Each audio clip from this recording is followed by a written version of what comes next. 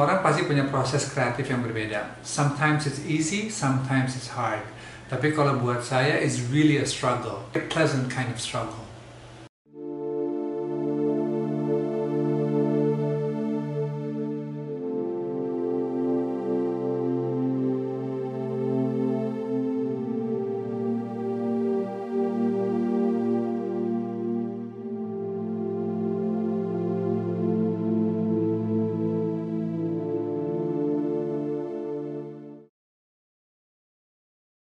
Film pertama saya judulnya Culik, tahun 98-99, yang main teman-teman saya.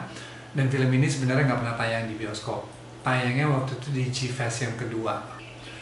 Waktu screening di G-Fest tuh rasanya it was a really pleasant feeling gitu. Karena ini pertama kali something yang saya buat itu ditonton sama orang banyak. Ada yang suka, ada yang nggak suka, tapi ada reaksi terhadap karya saya. Bahwa ada reaction terhadap karya saya, mau itu positif atau enggak, it was a very good feeling gitu, because it was something yang saya belum pernah ngerasain sebelumnya. Tapi that was my first taste of proses kreatif. Dari nulis skenario, producing it, directing it, it was my first taste of the creative process. Semua itu nggak gampang, tapi buat saya menyenangkan.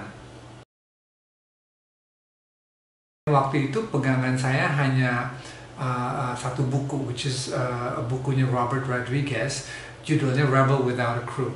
I bought this book waktu zaman saya masih kuliah, and I read it about 1,000 times front and back, gitu, bolak-balik saya udah baca sampai bukunya lecek. Sebenarnya buku ini bukan a how to make a film book, tapi it's about his journey on making his first feature film. And the book is really inspiring gitu, yang menggambarkan prosesnya dia pas pembikinan film pertamanya dia. Pada saat itu banyak banget jargon-jargon filmmaking yang saya belum ngerti di buku ini, tapi it was a very interesting read for me. Basic saya tuh kebetulan bukan sekolah film, I've never studied film, so I envy those who really studied film. Jadi saya sebenarnya film school saya adalah nonton film. Dan ketika saya nonton film, itu bukan yang saya membedah strukturnya atau melihat sinematografinya, tapi saya nonton film tuh berulang kali, bisa nonton the same film sampai 10 kali and just enjoy it gitu. Tapi benar-benar waktu dulu tuh belum nyampe tahap dimana saya membedah filmnya atau try to understand it gitu.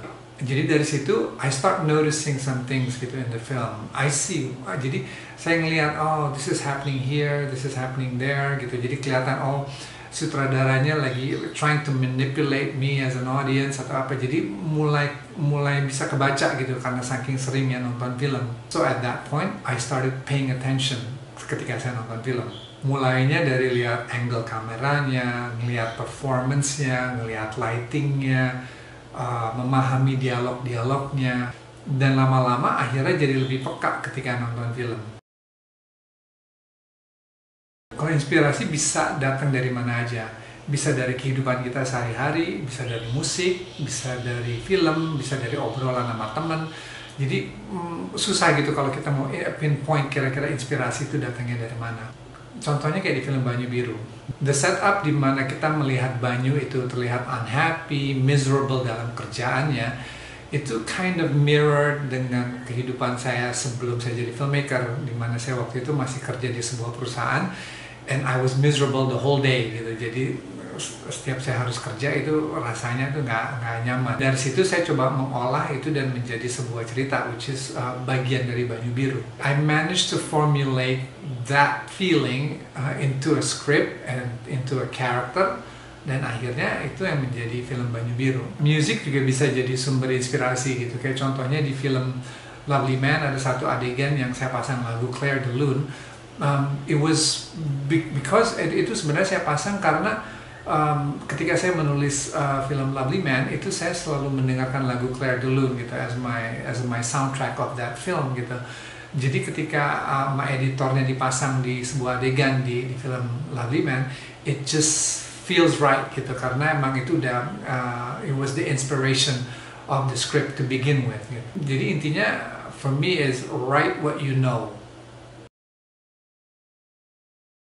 setiap kali saya menulis, reaksi pertama kali saya ketika saya melihat skenario saya, it's always, this is a bad script, this is so bad, I want to put it away, dan I don't want to do anything with it anymore gitu. Jadi emang nggak pernah happy dengan draft yang pertama, but that's okay gitu, karena rewriting it is the process of making a good script gitu. Jadi dari rasa yang seperti itu kita jadi motivated to make the script better. Kalau kita menikmati proses itu dan tidak melihat ini sebagai beban, eventually you will reach that stage di mana ya lumayan juga nih skripnya ya.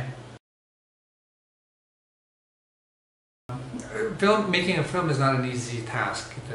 I still get nervous setiap kali saya mau syuting film atau saya mau syuting iklan, karena that creative process itu sometimes makes me nervous gitu, tapi in a good way ya, nervousnya ya. How I overcome this anxiousness atau this nervousness adalah I always try to surround myself with people that are smarter than me gitu. Jadi ketika saya di surround dengan people yang jauh lebih pintar dari saya gitu, I can learn from them, my work can be supported by them gitu. Jadi it becomes a very nice collaborative process. Dan kalau misalnya kita mindsetnya seperti itu, chances kita untuk bikin karya yang bagus jadi lebih besar. After all, film is a collaborative process. I like film because film itu it's a form of art yang dasarnya itu sebuah commitment.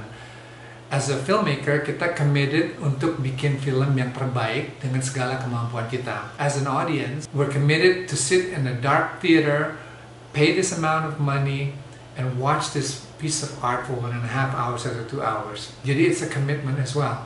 Kalau bikin film, sometimes you hit the mark, sometimes you don't hit the mark. Sometimes it makes money, sometimes it doesn't make money. Sometimes you get good reviews, sometimes you get bad reviews. Tapi nggak apa-apa, because that's the creative process.